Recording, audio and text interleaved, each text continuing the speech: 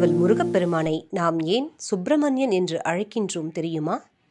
அதோடு அவர் ஞானப்பழம் கிடைக்கவில்லை என பழனிமலை மீது கோவணத்துடன் காட்சியளிப்பதாக கூறுவார்கள்.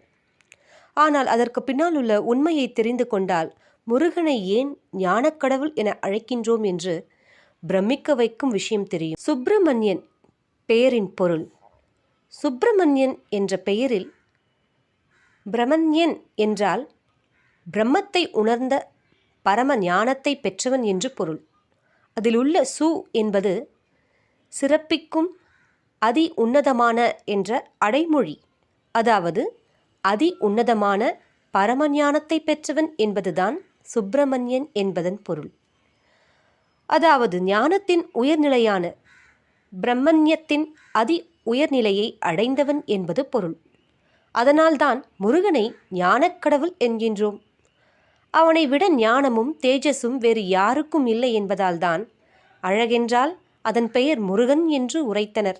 ஞானப்பழமும் ஆண்டிக்கோலத்திற்கு பின் உள்ள உண்மைகளும். இப்படி ஞானமே வடிவான முருகப்பெருமான் கைலாயத்தில் தேவலோக ஞான பழத்தை பெற முடியவில்லை என்ற கோபத்தில் ஆண்டிக்கோலம் பூண்டு பழனிமலைக்கு சென்று விட்டதாக ஒரு புராண கதை உண்டு. ஆனால் அதன் பின் உள்ள மிக முக்கிய ஞானத்தை பெற ஏற்ற கோலம் என்ற உண்மை கதையை இங்கு பார்ப்போம். நாரதர் கொண்டு வந்த ஞானப்பழத்தை பெற வேண்டுமானால் ஈசன் படைத்த 7 உலகை முதலில் சுற்றி வருபவருக்குத்தான் என்று கூறியதும் முருகப்பெருமான் தன் வாகனமான மயிலேறி வேகமாக புறப்பட்டார். ஆனால் முருகனின் அண்ணன் விநாயகரோ அந்த 7 உலகத்தையும் தன்னில் அடக்கி அருள்பாலிப்பவர்கள் சிவசக்தி என கூறி அவர்களை வலம் வந்து ஞானப்பழத்தை பெற்றார். உலகை சுற்றி வந்த முருகன் அண்ணனின் கையில் ஞானப்பழம் இருப்பதைக் கண்டு அது எப்படி அவர் கையில் சென்றது என தெரிந்து கொண்டார். நாம் படத்தில் பார்ப்பது போல் பழம் கிடைக்காத கோபத்தில் முருகன் பழனிக்கு சென்று விடவில்லை. அவர் உமா மகேஸ்வரனே உலகம் அனைத்தும் என்ற உண்மையை தனக்கு தெரியாமல் போனதே என ஒரு கணம் எண்ணி பார்த்தார். அது எப்படி அண்ணன் கணபதிக்கு மட்டும் இது தெரிந்தது என்பதை ஆராய்ந்த கந்தனுக்கு பிள்ளையார் பிரணவ வடிவம், அவர் ஞான ஸ்வரூபன். அந்த ஞானம் அவரின் கடும் தவத்தினால் கிடைத்தது.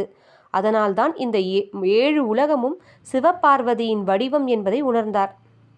அவர் பழம் கிடைக்கவில்லை என்ற ஆதங்கத்தில் ஆண்டியாகவில்லை.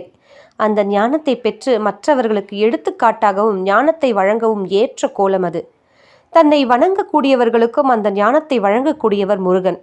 வெறும் அசுரர்களை அழிக்க மட்டும் உருவான உருவம் அல்ல, அவர் தர்மத்தை காக்கவும் ஞானத்தை கொடுக்கவும் உருவானவர். அநீதியை அழிக்கக்கூடிய சக்தி அவரின் பிறப்பிலேயே உண்டு.